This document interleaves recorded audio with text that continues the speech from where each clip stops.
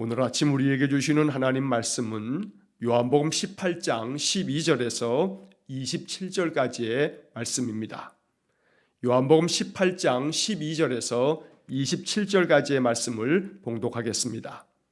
이에 군대와 천부장과 유대인의 아랫사람들이 예수를 잡아 결박하여 먼저 안나스에게로 끌고 가니 안나스는 그 해의 대제사장인 가야바의 장인이라.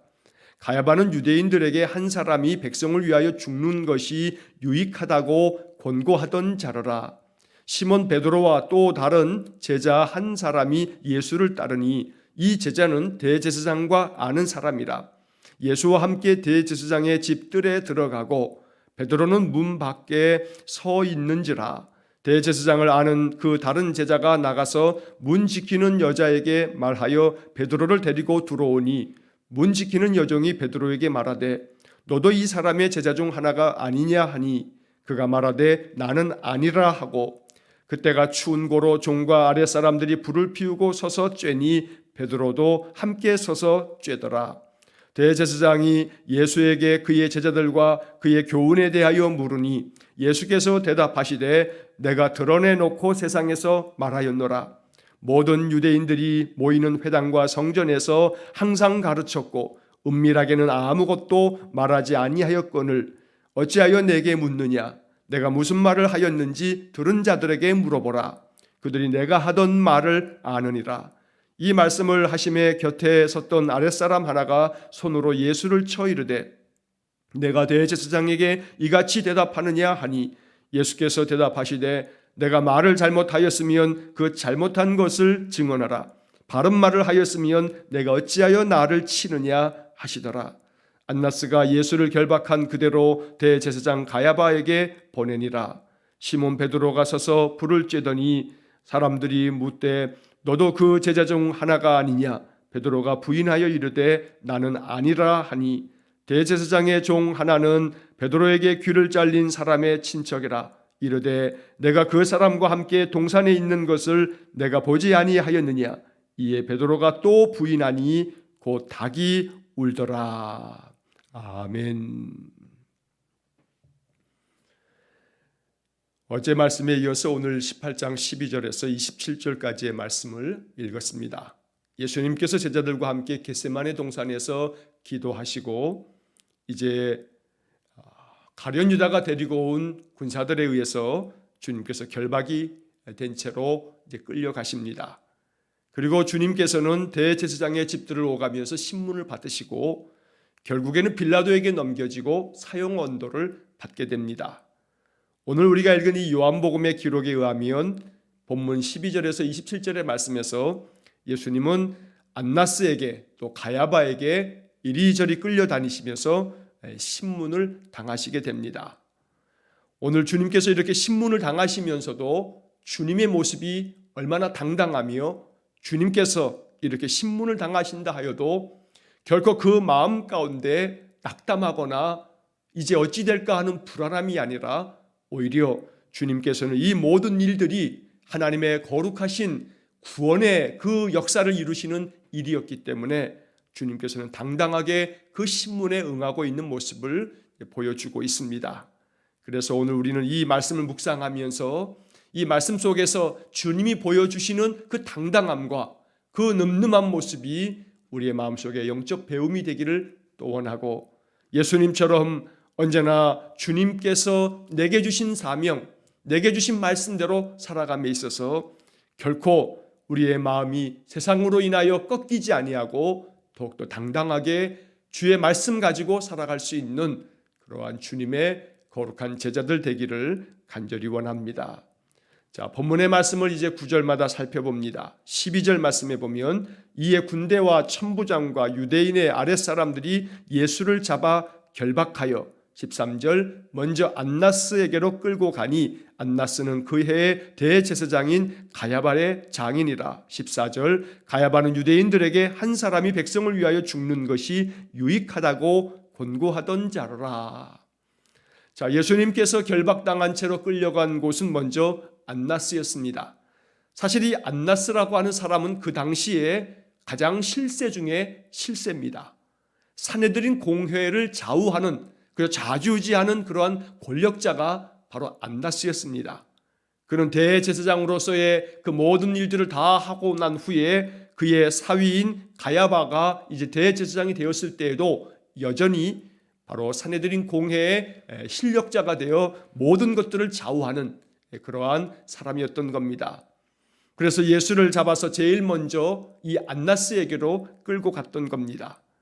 자, 안나스를 설명하면서 가야바의 장인이다 라고 이렇게 말하면서 대제사장의 장인으로서 뿐만 아니고 바로 이 안나스가 그 당시 산헤드린 공회 모든 것들을 결정하고 모든 것들을 심판하는 바로 그 공회의 가장 핵심 실력자인 것을 나타내 보이고 있는 것입니다. 자, 그러면서 14절 말씀에서 사도 요한은 이 대제사장, 그 당시에 그해 대제사장인 가야바에 대해서도 또 한마디를 남기고 있습니다. 자, 가야바는 유대인들에게 한 사람이 백성을 위해서 죽는 것이 오히려 유익하다라고 말했던 사람이라고 이렇게 적어놓고 있습니다. 자, 이 14절의 이 이야기는 요한복음 11장 50절에서 우리가 보게 됩니다. 요한복음 11장 49절과 50절의 말씀에 보게 되면 죽은 나사로를 살리신 예수님의 놀라운 표적 이후에 많은 바리새인들과 산헤드린 공회가 난리가 났습니다. 이 사람을 그대로 두면 안 되겠다 하는 그런 소란이 벌어졌던 겁니다. 그때 대제사장 가야바가 이야기를 합니다. 한 사람이 백성을 위해서 죽는 것이 이것이 유익하다라고 하는 그런 말을 요한복음 11장 50절에 사도 요한이 이미 기록해 놓았습니다. 그래서 여기 14절의 말씀에서도 이 가야바는 바로 요한복음 11장 50절에서 적혀 있는 것처럼 산헤드린 공회에서도 공공연하게 이 예수를 죽이는 것이 온 유대인들을 위해서 이것이 유익하다라고 이렇게 말한 사람이라고 밝히고 있는 겁니다. 자, 이렇게 예수님께서 안나스와 가야바 이 두 제사장들의 그 집을 오가면서 주님께서 신문을 당하시면서 이제 예수님은 바로 십자가의 길, 고난의 길을 걷게 됩니다. 자, 이 이야기가 진행되면서 이제 예수님께서 이렇게 붙잡혀 갔을 때 예수님의 제자들 다 도망치고 말았습니다. 어디론가 사라지고 다 뿔뿔이 흩어졌을 때 바로 15절의 말씀에 보면 시몬 베드로와 또 다른 제자 한 사람이 예수를 따랐다고 말씀하고 있습니다. 자, 그런데 여기 15절의 말씀에서 시몬 베드로라고 하는 이름은 분명히 이렇게 기록되어 있는데 또 다른 제자 한 사람 이런 표현이 나옵니다. 이 또 다른 제자 한 사람은 누굴까라고 하는 그런 많은 궁금증들이 있습니다. 대부분의 많은 성경학자들은 이 또 다른 제자 한 사람에 대해서 이 사람은 바로 이 요한복음을 기록한 요한일 것이다 라고 이렇게 보고 있습니다. 학자들에 따라서는 이 또 다른 제자 한 사람이 니고데모다라고 말하는 사람도 있고 아니다 아리마대 사람 요셉을 말하는 거다라고 이렇게 말하는 사람도 있습니다. 여러 의견들이 있습니다만 대체적으로 거의 모든 대부분의 학자들은 이 또 다른 제자 한 사람은 바로 사도 요한이 자기 자신을 겸손한 마음으로 겸양의 표현으로 이렇게 자기 자신의 이름을 밝히지 않고 써놓은 것이다 라고 이렇게 보고 있습니다. 그래서 시몬 베드로와 요한이 예수를 따르는 것으로 이해하면 오늘 본문의 말씀을 우리가 잘 해석하는 것이 될 것입니다. 자, 이 제자는 대제사장과 아는 사람이라 라고도 이렇게 밝히고 있습니다. 바로 사도 요한은 그 당시 대제사장 바로 이 가야바하고도 아는 사이다 라고 이렇게 말하고 있는 것입니다. 자, 대제사장과 어떻게 요한이 아는 사이일까? 바로 이 15절의 말씀에 대한 부분에 대해서도 학자들이 여러 가지 많은 견해들을 이야기합니다. 그런데 대체적으로 또 이해가 되고 또 동의가 되어지는 그런 견해는 바로 이 사도 요한은 갈릴리 어부 출신입니다. 이 야고보와 요한 이 두 사람, 이 두 제자는 바로 세베대의 아들이라고 복음서에 기록되어 있습니다. 갈릴리 어부 출신인 세베대의 두 아들 야고보와 요한, 바로 그 요한이 요한복음을 쓴 그런 제자입니다. 그런데 이 세베대에 대해서 성경학자들이 내놓고 있는 견해는 바로 이 세베대는 갈릴리 어부 출신인 뿐만 아니라 그 어업에 종사하면서 바로 이 세베대는 그 잡은 이 물고기들을 판매하는 그런 소위 말해 요즘 말로 하면 판매상이기도 하고 이것을 여러 지역으로 그것을 판매하면서 유통시키는 요즘 말로 하면 유통업자기도 하다. 이렇게 이 부분을 해석하는 학자들이 많이 있습니다.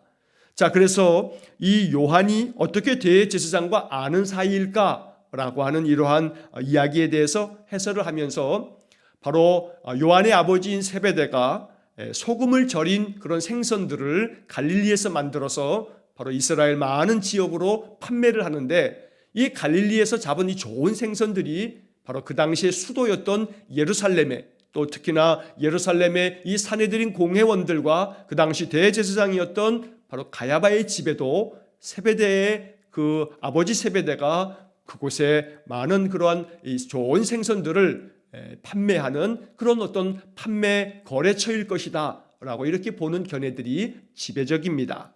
자, 어찌 되었든지 간에 이 제자가 대제사장과 아는 사람이다 라고 하는 것에 대해서 우리가 이 정도로 이해하면 되겠습니다. 자, 15절의 말씀에서 이제 그 중간 이후에 보게 되면 예수와 함께 대제사장의 집들에 들어가고 라고 말씀하고 있습니다.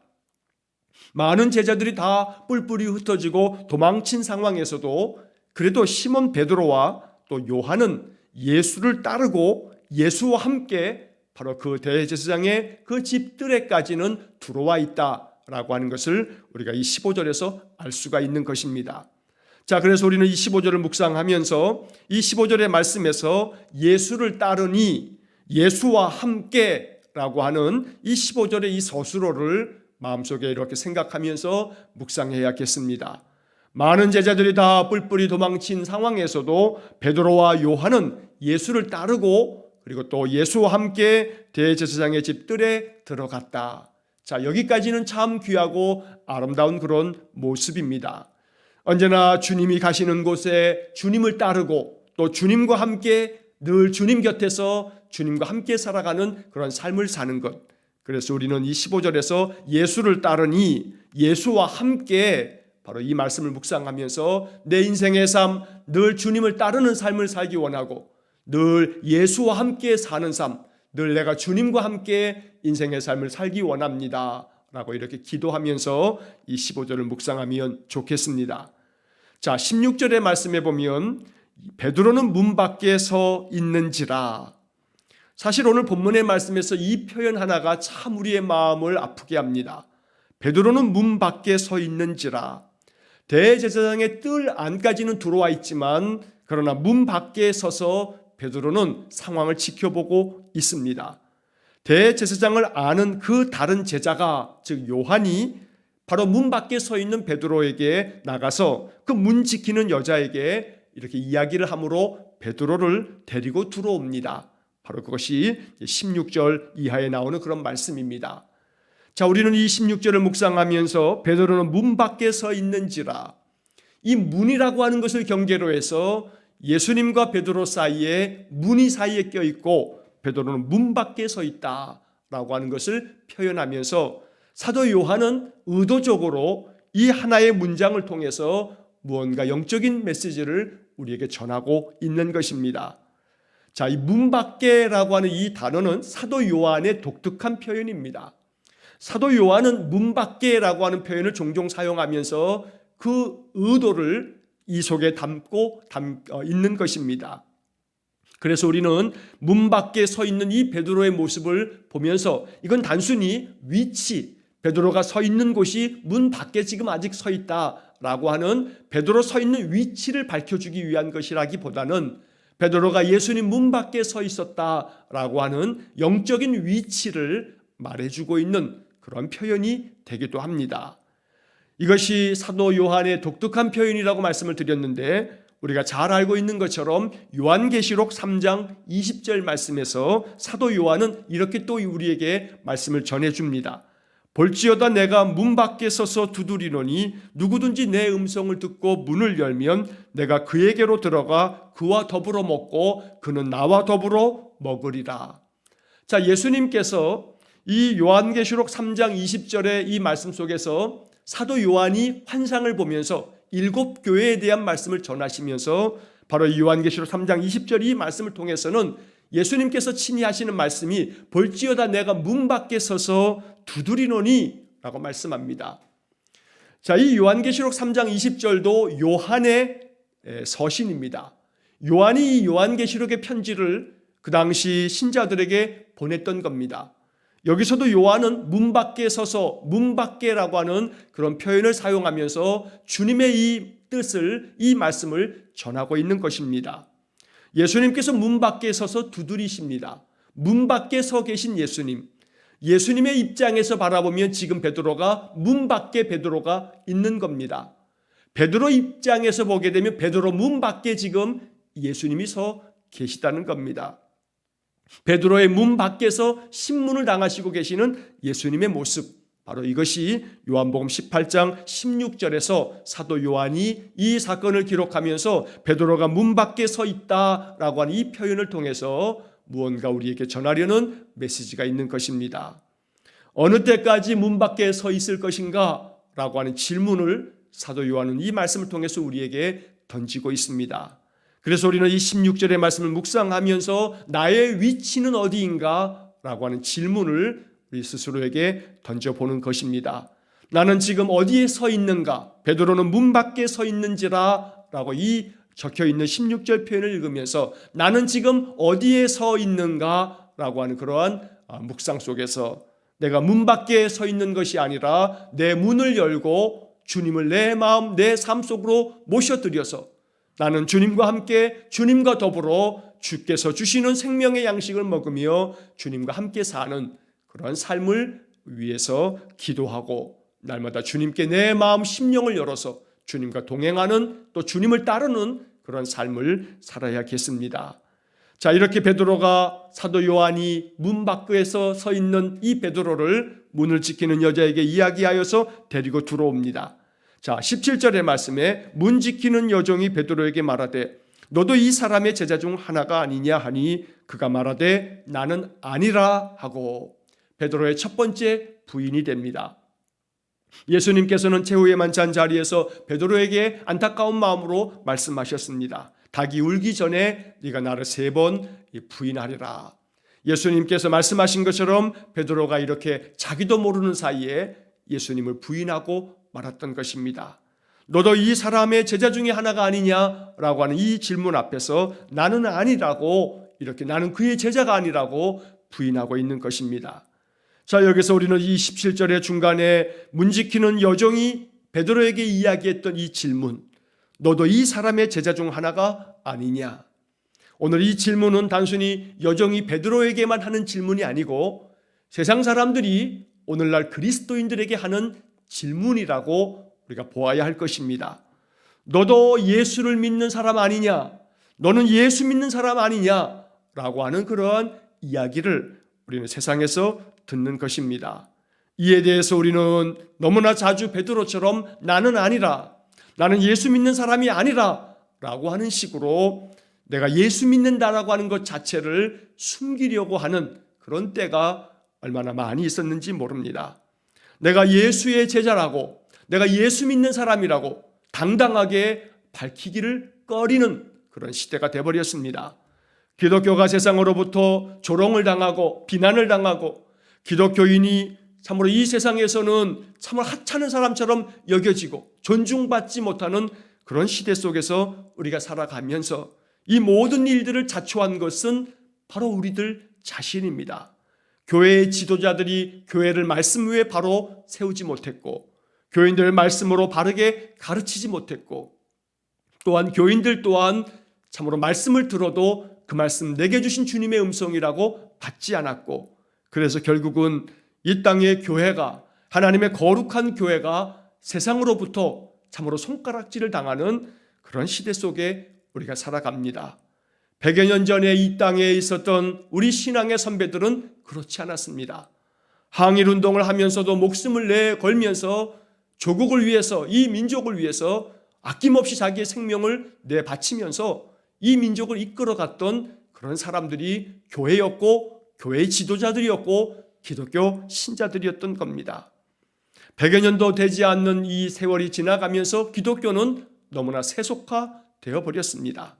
그저 물량주의, 이 세상의 물질주의처럼 베드로 이 교회도 똑같이 세속화되어지면서 그저 오직 교회가 물질 만능주의에 사로잡힌 이 세상과 마찬가지로 대교회주의에 사로잡히고, 그래서 오로지 크기만 하면 이것이 하나님의 축복인 양 그렇게 이 교회가 하나님의 말씀 안에서 하나님의 거룩함을 이어가기보다는 세상을 따라가는, 세상 풍조를 따르는 그러한 교회가 되어지다 보니 바로 오늘 본문에 이 여정이 이야기하는 것처럼 너도 이 사람의 제자 중 하나가 아니냐라고 하는 그런 질문 앞에서 베드로가 당황하면서 나는 아니라고 부인하는 것처럼, 당신도 예수 믿는 사람이 아니느냐고, 당신도 교회를 다니지 않느냐고, 이러한 시선 앞에서 마치 나는 교회에 다니지 않는 사람인 것처럼, 마치 나는 직분자가 아닌 것처럼 그렇게 행하는 우리의 모습은 바로 베드로의 모습이 투영되어 있는 그런 안타까움이라고 말할 수 있는 것입니다. 그래서 우리는 이 17절에 이 베드로의 모습을 보면서 어쩌면 이것이 내 모습이구나 라고 하는 것을 생각하게 됩니다. 자, 18절의 말씀에 그때가 추운 고로 종과 아랫사람들이 불을 피우고 서서 쬐니 베드로도 함께 서서 쬐더라. 여기 18절 그때가 추운 고로, 이런 봄의 추운 날씨였기 때문에 이렇게 표현하고 있는 말씀도 맞습니다. 그러나 단순히 날씨의 온도가 추워서 추운 것도 춥겠지만 사실 이 말씀 속에 또다시 우리는 심리적으로 베드로의 그 마음이 얼마나 춥게 얼어붙었을까라고 하는 그러한 생각도 하게 됩니다. 예수님을 모른다고, 나는 그의 제자가 아니라고 부인하면서 아마도 베드로의 그 마음까지도 얼어붙어서, 바로 날씨도 추운데 베드로의 마음까지 얼어붙어 있음을 보여주고 있는 그런 말씀이 아닌가 생각합니다. 베드로도 함께 서서 쬐더라. 그 추운 마음을 그 불가에서 자기의 몸을 녹이면서 베드로도 이렇게 함께 서서 그 불의 온기를 느끼고 있는 것입니다. 그러나 아무리 추워서 그 불 주위에 모여서 몸을 녹일 수 있을지는 몰라도 그 마음과 그 영혼까지 불로 녹일 수는 없는 것입니다.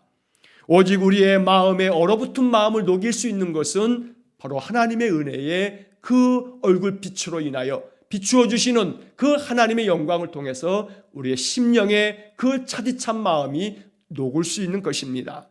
오늘도 주님께서 영광의 빛을 비추어 주심으로 우리의 마음, 우리의 심령의 얼어붙은 마음이 따뜻한 주님의 사랑으로 인하여 녹아지는 그러한 은혜가 있기를 간절히 소망하며 기도합니다. 자, 19절의 말씀서부터 24절까지의 말씀에서는 예수님께서 대제사장의 신문을 받습니다. 대제사장이 예수님께 묻습니다. 너의 제자들이 어디 있느냐? 너의 제자들이 누구냐? 이렇게 신문하기도 하고, 너의 교훈이 무엇냐? 너가 도대체 주장하고 얘기하는 게 뭐냐? 라고 이렇게 신문합니다. 이에 대해서 20절, 21절의 말씀에서 예수님은 매우 당당하게 말씀합니다.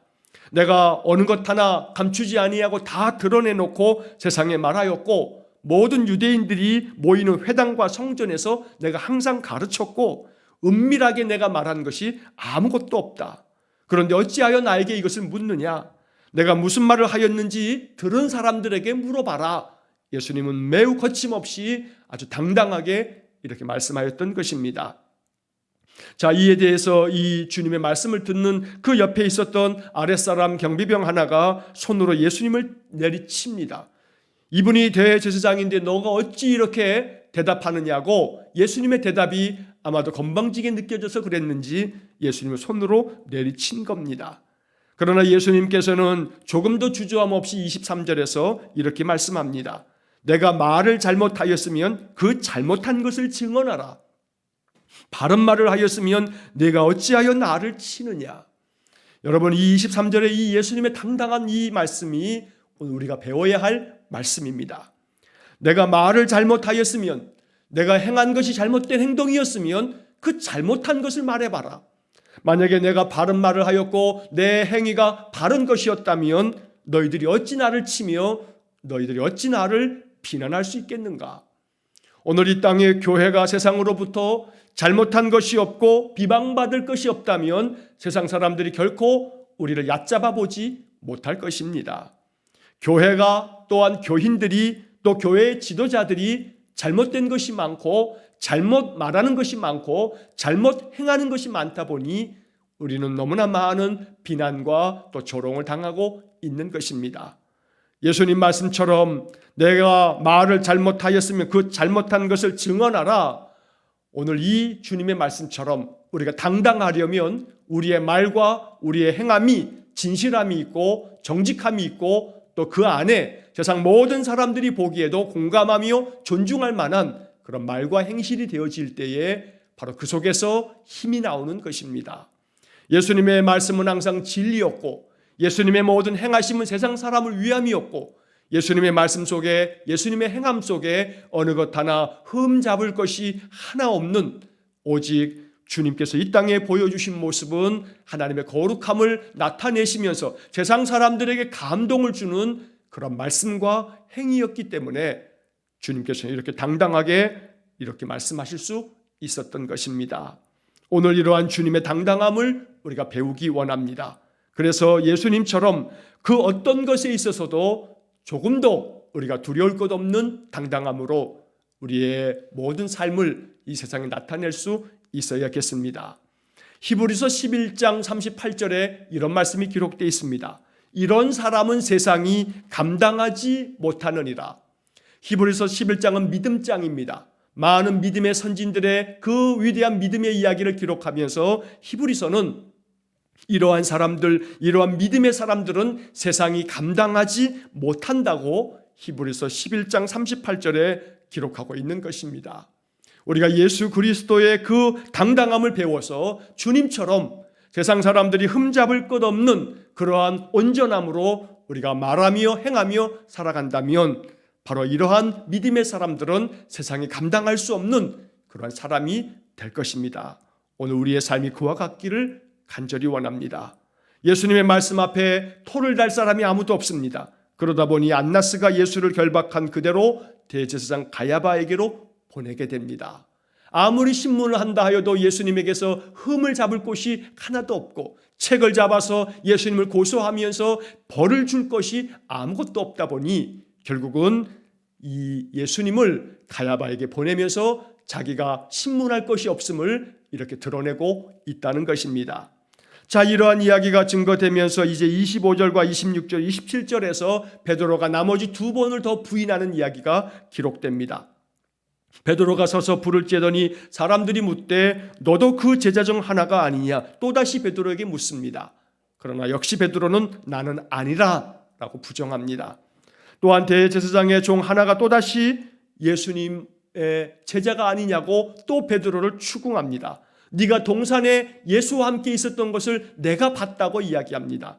그러나 또다시 베드로는 부인합니다. 이렇게 베드로가 3번 부인하고 나자 곧 닭이 울더라 라고 오늘 본문 27절이 기록하고 있습니다. 베드로의 마음이 얼마나 무너져 내렸을지를 우리가 충분히 짐작하고도 남습니다. 아무리 호언장담했지만 결국 몇 시간도 지나지 않아서 예수님 말씀하신 그대로 3번이나 예수님을 모른다고 부인했던 것입니다. 이것이 비단 베드로만이 아니고 우리의 모습이기도 합니다. 우리의 의지로 예수를 믿는 게 아닙니다. 하나님의 은혜로 예수님을 믿는 것입니다. 아무리 의지를 가지고 결단하여도 결단대로 우리가 순종할 수 있음이 아닙니다.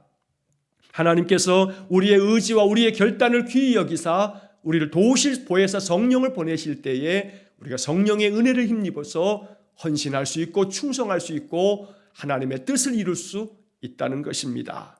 오늘도 연약한 우리의 모습을 겸손히 인정하고 여전히 문 밖에 서 있는 제자가 아니라 문 안에 들어가서 문을 열고 주님과 함께 주님을 따르는 신실한 제자가 되어서 오늘 이 하루 동안 하나님께 참으로 우리 아름다운 믿음의 모습을 보이는, 그래서 주님께서 십자가의 길을 걸어가면서도 뒤따르는 우리의 믿음의 모습을 보시면서 주님 기뻐하시는 그러한 고난주간 둘째 날이 되시기를 주의 이름으로 간절히 축원합니다. 기도하겠습니다. 자비로우신 아버지 하나님, 베드로는 문 밖에 서 있었고 여전히 베드로의 마음은 호언장담하며 내가 예수님을 위하여 죽을지언정 모른다 부인하지는 않겠다고 대답했던 베드로가 무너져 내리고 있음을 봅니다. 주님, 이것이 우리의 모습입니다. 우리의 연약함을 긍휼히 여겨주시고 우리의 의지나 우리의 감정으로 될 문제가 아니고 하나님의 도우심으로 성령의 능력으로만이 우리가 주님을 따를 수 있으며 주의 말씀처럼 하나님의 뜻을 이루는 삶을 살 수 있겠사오니 오늘도 연약한 우리에게 보혜사 성령을 충만하게 부어주셔서 주님을 따르며 주님과 함께 인생을 삶을 사는 저희 모두가 되게 해 주옵소서. 고난주간 둘째 날 이 하루 동안 예수님을 따름으로 인하여 예수님 말씀 붙잡고 살아감으로 인하여 십자가의 길 고난의 길을 걸어가신 주님께서 뒤따르는 우리를 바라보시면서 기뻐하시는 그런 하루가 되게 해 주옵소서. 한날의 모든 삶을 주님께 의탁하오며 예수님 이름으로 기도하옵나이다. 아멘. 우리 구주 예수 그리스도의 은혜와 하나님 아버지의 극진하신 사랑과 성령의 교통하심이 문 밖에 서 있지 아니하고 오직 내 마음 문 활짝 열고 이제 문 안에 들어가 주님을 내 마음에 모셔 주님과 동행하며 주의 말씀 따라 살아가기를 결단하고 또 기도하는 머리 숙인 귀한 성도들 위해와 저들 가정과 온 가족들 위해 우리 성도들의 모든 인생의 삶 속에 영원토록 함께 하시길 축원하옵나이다. 아멘.